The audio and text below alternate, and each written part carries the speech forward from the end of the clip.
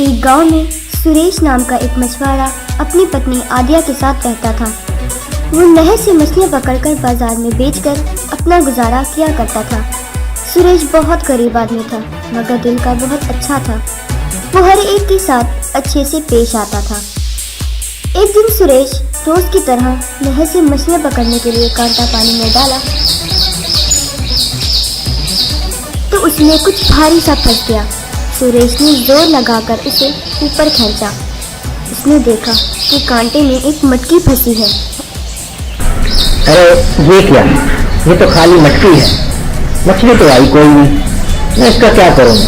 चलो इसमें पानी पिएंगे। ये सोचकर उसने मटकी को बाजू में रखा। इतने में हवा के झोंके से पेड़ में से एक सेब टूटकर उस मटकी में जा गिरा। देखते ही देखते चमत्कारी तरीके से पूरी मटकी सेबों से भर गई। ये देखकर सुरेश दंग रह गया। उसने फिर एक मछली उठाई और मटकी में डाली। फिर क्या, बस पूरी मटकी मछलियों से भर गई। फिर वो उस जादुई मटकी को लेकर घर पहुंचा और घर में उसने अपनी बीवी आदिया को सारी बात बताई।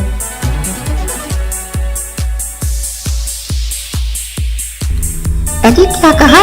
मारी मटकी? नहीं नहीं नहीं, जब तक मैं अपनी आंखों से इसका जादू न देख लूं, मैं नहीं मानूंगी।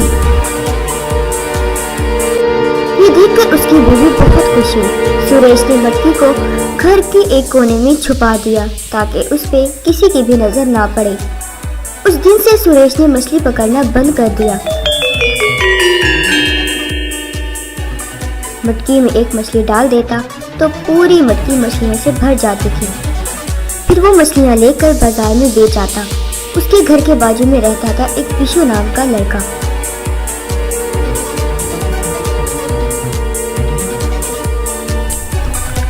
और ये सुरेश मछलियाँ कहाँ से ला रहा है? कई दिन हो गए हैं मैंने इसे मछलियाँ पकड़ते देखा नहीं। जरूर दाल में कुछ काला है। मुझे इस गड़बड़ का पता लगाना होगा।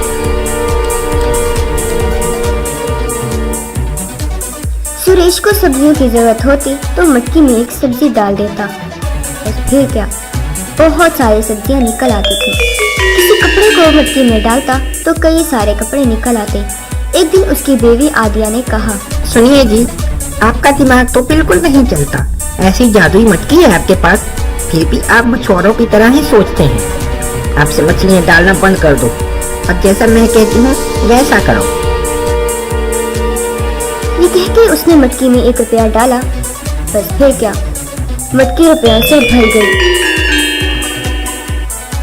इस तरह पैसे बढ़ा के उन्होंने एक आलीशान मकान बनवाया। उनकी हरकतों पे विशु नजर रखे हुए था।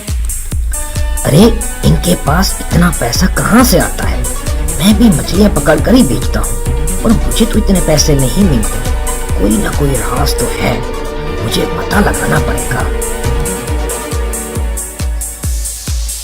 एक दिन सुरेश की बीवी ने मटकी में एक सोने का नेकलेस डाला तो पूरी मटकी नेकलेसों से भर गई। वो बहुत खुश हुई। अरे वाह, इतने सारे नेकलेस! और मैं इन सारे नेकलेस का क्या करूँगी? इनको बेचने से बहुत पैसा आएगा। जाइए इन्हें जाकर बेच आइए। अपनी आशाओं को काबू में रखो। इतनी लालच अच्छी नहीं है। इस मटकी की वजह से हम अच्छी जिंदगी बसर कर रहे हैं। वैसे भी गाँव वालों को हम पर शक है। अगर किसी को पता चल गया तो लेने के देने पड़ जाएंगे। क्यों ये जी, आप तो बहुत डरते हो। छोटी छोटी बातों पर नहीं डरते। जाइए जाकर इन्हें बाजार में बेच आए। हमें एक और बहुत बड़ा बंगला बनवाना है। उनकी सारी बातें छुप के सुन रहा था विशु। अच्छा तो ये बात है। इतने दिन से ये कहानी चल रही थी। मुझे ये मटकी चुरानी होगी। फिर विशु चुपके से उनके घर में घुसा और मटकी चुरा ली।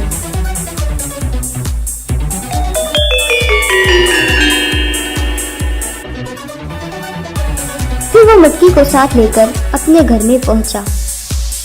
इनकी बातें सुनकर मैं जो समझा वो ये कि इस मटकी में बहुत जादू है।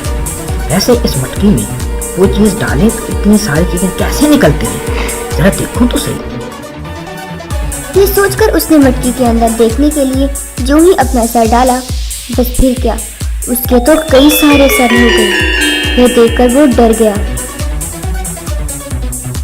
और दौड़कर घर से बाहर आ गया। उसको देखकर सारे गांव वाले डर गए और भूत भूत कहकर भागने लगे।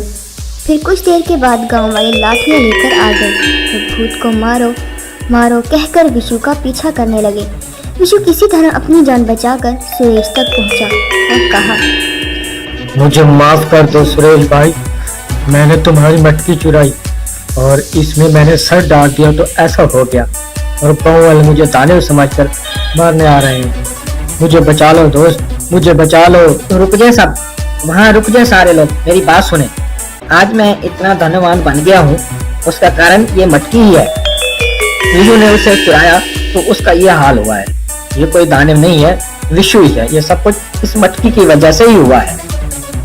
हम नहीं मानते ये दानव है, इसे छोड़ेंगे तो ये गाँव वालों को नुकसान पहुंचाएगा, हम इसको मार देंगे। सुरेश ने जल्दी से विशु के हाथ से मटकी ले ली और उसे फोड़ डाला। बस मटकी के फूटते ही विशु के सारे सर भी गायब हो गए। सुरेश का घर वगैरह भी गायब हो गया।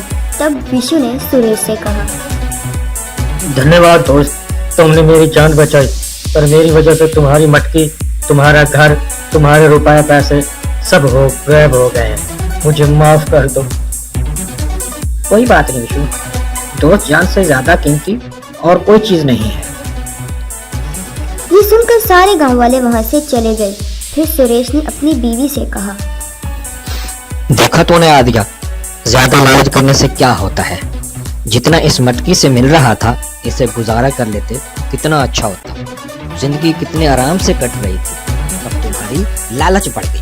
अब देखो सब खत्म हो गया। वो मटकी हमारे पास नहीं है, यही बेहतर है। जब तक वो रहती खतरा रहता। मैंने सीख लिया है कि कमा के खाने में ही सुख है। उस दिन के बाद से फिर से वो मछलियां पकड़ने लगा और उन्हें बेचकर जिंदगी गुजारने लगा। इसलिए तो कहते हैं कि किसी चीज को चाहना बुरी बात नहीं, पर लालच बुरी बला है। Thanks for watching friends.